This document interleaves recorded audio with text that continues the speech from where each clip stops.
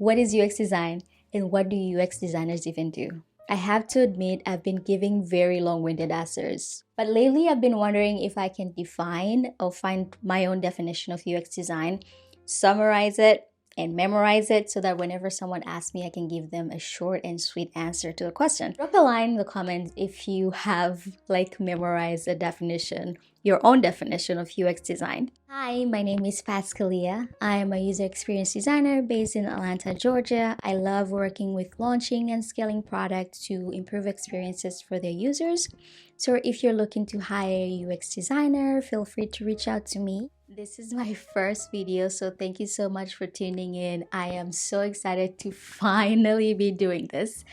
And I thought I would like to start from ground zero, and that is the definition of UX so that my non-UX viewers can understand that UX is not just a luxury reserved for big and large corporations and tech products, but it is really for all businesses and organizations regardless of their sizes, their industries, their modalities. So hopefully you enjoyed this video, and let's go. Before we start, a quick disclaimer. This video is not sponsored by any of the brands mentioned. The opinions represented in the video are my own, and I chose to mention the brands for educational purposes only. Now let's get back to the video. Every product or service around us has an experience associated with it. How people think about their interaction with something can range anywhere from bad to good to outstanding. So nailing how people experience your product or service is what separates products and services that people are loyal to versus those that people are less likely to return to. But first, let's define user experience. According to the International Organization for Standardization, user experience can be defined as users' perceptions and responses that result from the use and or anticipated use of a system, a product, or a service. Words that are standing out here are perception and responses. Let's take a look at the definition of perception by the Merriam-Webster Dictionary.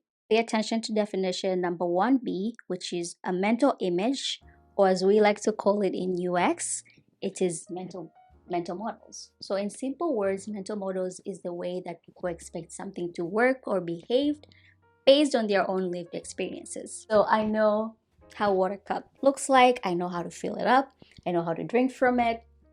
And if I ever come across any different looking water cup, I know how to interact with that water cup because I have a lived experience of interacting with a water cup. Now, if I ever come across a dribble water cup and now I drink from the water cup and the water is all over my shirt, I'm gonna be very angry just because I didn't expect the water cup to react the way that it did. User experience is a consequence of brand image, presentation, functionality, system performance, interactive behavior, and assistive capability of a system, product, or service. It also results from the user's internal and physical states resulting from prior experiences, attitudes, skills, abilities, and personality, and from the context of use.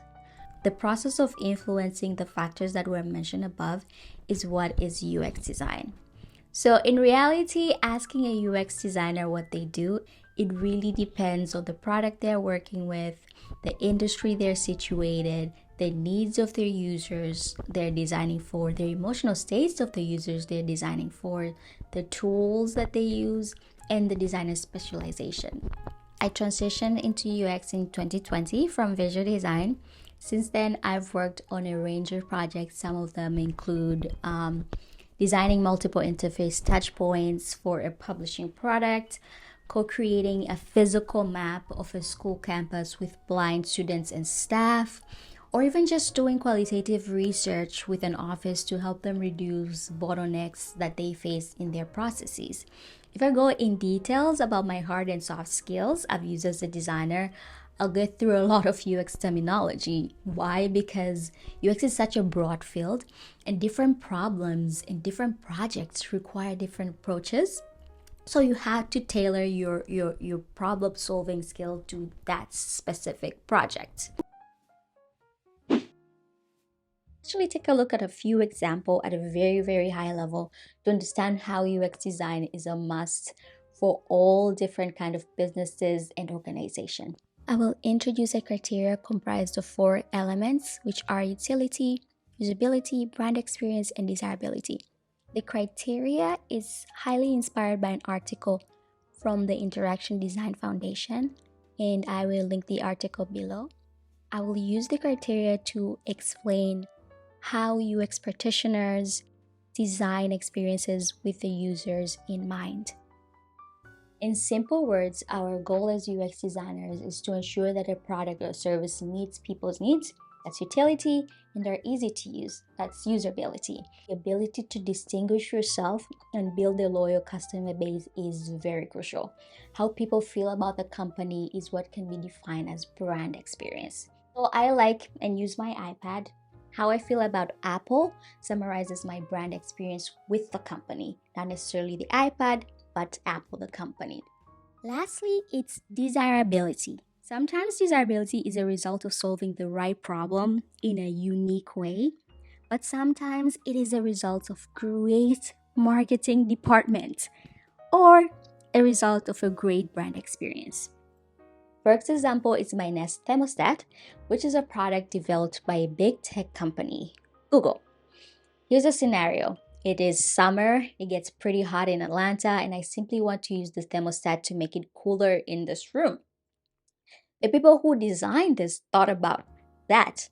I, the user, need to change my temperature quickly without a fuss.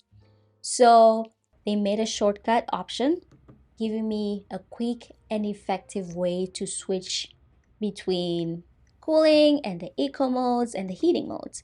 Another awesome way the product has made my experience great is by allowing me to remotely control my devices using my phone. So when I don't feel like walking to the thermostat, or I left my house and forgot to turn off my thermostat, I can just turn it off from using an app on my phone.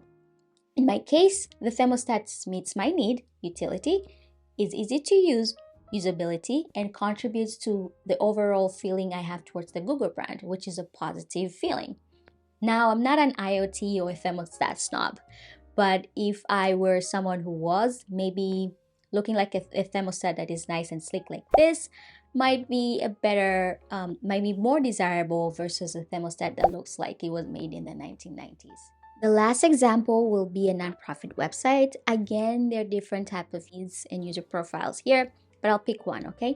Let's assume that I am an Atlanta resident looking to volunteer with the organization's local mission. I don't see volunteer right away, but I think to myself, maybe it will be under the Get Involved tab. And when I press that tab, boom, I find it. It was easy to find that option. If I'm a supporter of the United Way brand, then that contributes positively to those feelings I have about the brand. All those examples thought about me, in this case, me the user, not the designer. They thought about my interactions or my journey with their product or their service, or in this case, their websites. And that's what UX designers do. We think about people's experiences, okay? The context of the product or services can be simpler or super complex than what I've shown today. I can be a patient with a terrible toothache looking for a nearby dentist on my insurance portal.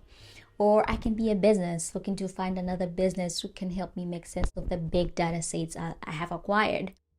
Behind all those people, there is a designer or a team of designers whose primary goal is to improve these experiences for people. There are consequences to poor UX. Some of these include loss of revenue or loss of customers, sometimes your competitors. Lawsuits from failing to meet the compliance requirements, such as ensuring people who utilize assistive technology can use your website. Negative reviews, terrible reputation for your brand. High cost of customer support because people can't use your interface because it's not aligned to their mental models. I mean, the list is endless. I didn't cover them in detail, but I will in upcoming videos, so watch out for that. More than happy to partner with you and help you improve experiences for people who use your product or your service. Simply reach out to me at hellopascalia@gmail.com, or again, you can connect with me on LinkedIn. Find me on LinkedIn, connect with me, and send me a message, and I'll be happy to help you. I hope you enjoyed the video. Let me know your thoughts on the comment section. Take care. Bye for now.